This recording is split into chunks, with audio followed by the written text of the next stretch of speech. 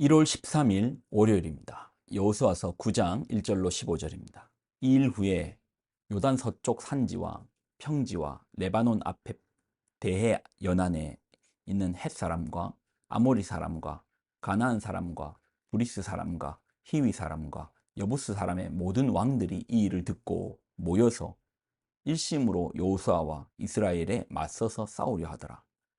기본 주민들이 여호수아가 여리고와 아이에 행한 일을 듣고 꾀를 내어 사신의 모양을 꾸미되 헤어진 전대와 헤어지고 찢어져서 기운 가죽 포도주 부대를 나귀에 싣고 그 발에는 낡아서 기운 신을 신고 낡은 옷을 입고 다 마르고 곰팡이가 난 떡을 준비하고 그들이 길갈 진영으로 가서 여호수아에게 이르러 그와 이스라엘 사람들에게 이르되 우리는 먼 나라에서 왔나이다. 이제 우리와 조약을 맺읍시다 하니 이스라엘 사람이 히위 사람에게 이르되 너희가 우리 가운데에 거주하는 듯하니 우리가 어떻게 너희와 조약을 맺을 수 있으랴 하나 그들이 여호수아에게 이르되 우리는 당신의 종들이니이다 하매 여호수아가 그들에게 묻되 너희는 누구며 어디서 왔느냐 하니 그들이 여호수아에게 대답하되 종들은 당신의 하나님 여호와의 이름으로 말미암아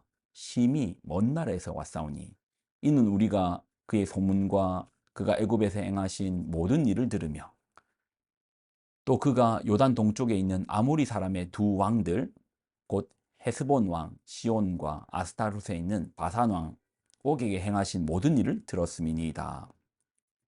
그러므로 우리 장로들과 우리나라의 모든 주민이 우리에게 말하여 이르되 너희는 여행할 양식을 손에 가지고 가서 그들을 만나서 그들에게 이르기를 우리는 당신들의 종들이니 이제 우리와 조약을 맺읍시다 하라 하였나이다.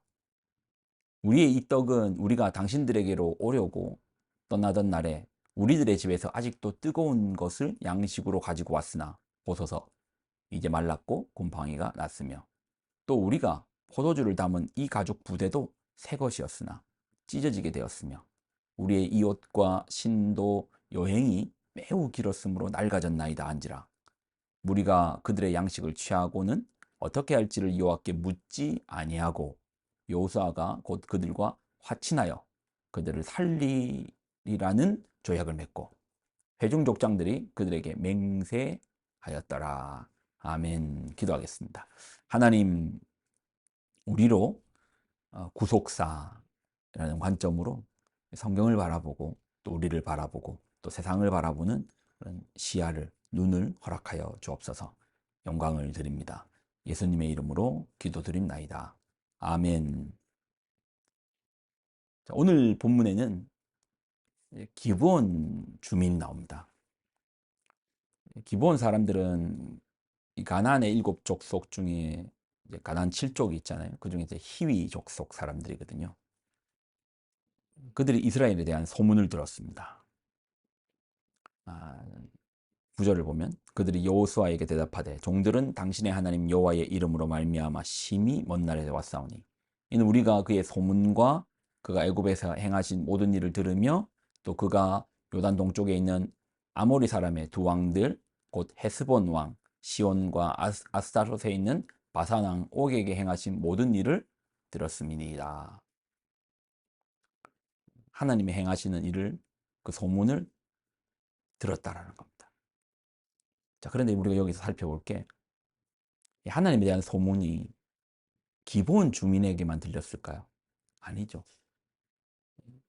저 멀리 애굽에서부터 광야에서 머물던 40년을 머물던 그들이 바산 땅을 또 시온 왕을 이렇게 처리하고 여리고성을 그것도 돌아서 처리하고 아이성을 처리하고 이렇게 왔습니다.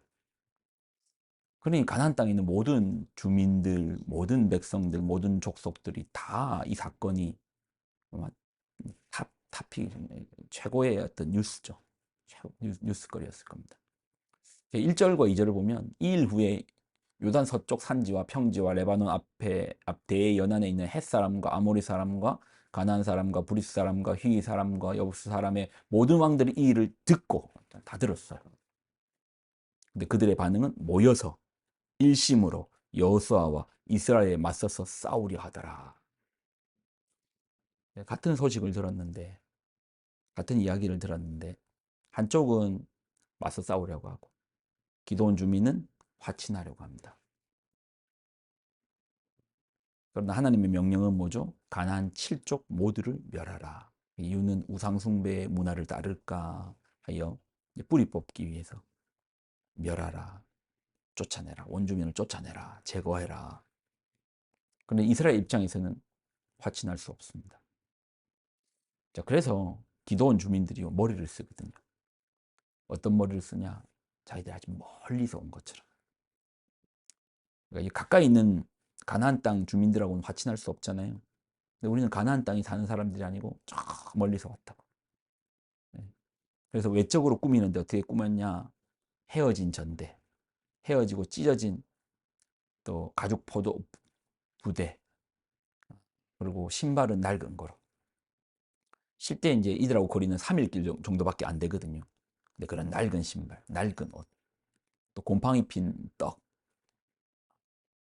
이걸 가져와서 보시라고. 우리 꼴을 봐라고. 우리가 여기 가까이 사는 사람들이 아니라고. 우리 정말 멀리서 왔다고. 거짓한 거죠. 거짓으로 조약을 맺습니다. 여호수아는 하나님께 묻지도 않고 그냥 겉만 보고, 사람 속은 우리가 모르잖아요. 겉만 보고 약속을 맺어버려요. 그래서 이제 기브온 주민들과 어, 가나안 다른 주민들은 죽임을 당할 때 기브온 주민들은 이스라엘 백성들과 화친하여 그 땅에 사는 겁니다. 자, 이걸요 우리가 도덕이라는 관점으로 한번 보면 기브온 주민들은 거짓으로서 속였죠. 이게 도덕이라는 관점으로 보면 거짓말 하더라도 사는 게 좋다. 그렇게 적용해야 됩니까? 사실 도덕이라는 관점으로 보면 좋게 볼 수 있는 길이 없습니다. 기드온 주민은 분명 이스라엘 백성들을 속였습니다. 아니 3일밖에 안 떨어졌는데 아주 멀리서 온 것, 전문적으로 작정하고 속여 얻은 거잖아요. 이스라엘 백성 입장에서는 사기당했네. 나 저들한테 사기당했네. 그럴 수 있을 정도로 깜빡 속았네. 옷도 낡고 신발도 낡고 디테일하게 떡까지. 야, 우리가 올 때 뜨뜻한 거 가지고 왔는데 이 곰팡이 핀 거 봐라. 얼마나 우리가 멀리서 왔으면 이래 됐다고. 상당히 디테일 있게 속인 거죠. 도덕이라는 관점으로 보면 기본 주민을 잘했다고 할 수 없습니다. 우리가 적용하기가 참 어렵습니다. 근데 이걸요, 구속사라는 관점으로 보면 달라집니다. 그러니까 구속사라는 안경으로 보면 달라져요. 그들이 지혜로운 자들입니다. 실제로 기브온은 훗날 느디님,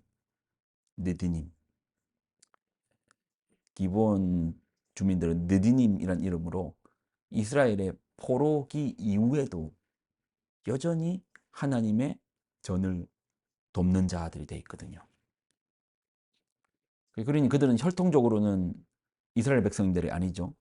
아브라함의 후손이 아니지만 그러나 그들은 구속사 안에 들어가는 겁니다. 구속사 안에 들어갈 뿐만 아니라 하나님의 성전에서 하나님을 돕는, 하나님의 성전을 청소하는 그런 문지기가 되기도 하고, 물 길는 자가 되기도 하고, 청소하는 자, 나무 패는 자가 되기도 합니다. 어떻게든지 성전 안에서 돕는 자가 되는 것이죠. 구속사적으로 봤을 때는 이들이 이제 지혜로운 자가 되는 겁니다. 이런 이제 구속사적인 관점으로 우리가 이제 성경은 도덕적 관점, 도덕이 무시된다는 게 아닙니다. 그러나 도덕적 관점을 뛰어넘는 구속사적인 관점에서 봤을 때 오늘 이들의 행동은, 기브온 족속들의 행동은 지혜로운 겁니다. 하나님의 말씀을 듣고 하나님의 소문을 듣고 하나님 앞에 자복하고 하나님의 장막 안으로 들어온 이들의 구속사적 관점으로 보면 거짓을 통해서라도 그 속에 들어온 그들의 관점은 지혜로운 겁니다. 이 부분에 대해서는 좀 더 자세하게 이야기가 더 필요하겠네요. 그러나 오늘은 여기까지만, 구속사적인 관점에서 보아야 한다. 여기까지만 하겠습니다. 기도하겠습니다. 하나님, 우리에게 주시는 지혜의 말씀을 따릅니다. 우리의 시선, 우리가 이 땅을 살아가면서 도덕적인 관점으로 세상을 바라보고 또 누군가를 판단하고 나아가지만 또 이것을 뛰어넘어 이제 구속사라는 관점에서 우리가 바라볼 수 있는 시야도 허락하여 주옵소서. 구원의 관점에서, 구속사의 관점에서 기본적 속을 바라볼 수 있는 영감을 허락하여 주옵소서. 그래 우리도 구원의 사건을 귀하게 여기고 붙들고 놓지 않도록 우리를 붙잡아 주옵소서. 영광을 드립니다. 예수님의 이름으로 기도드립니다. 아멘.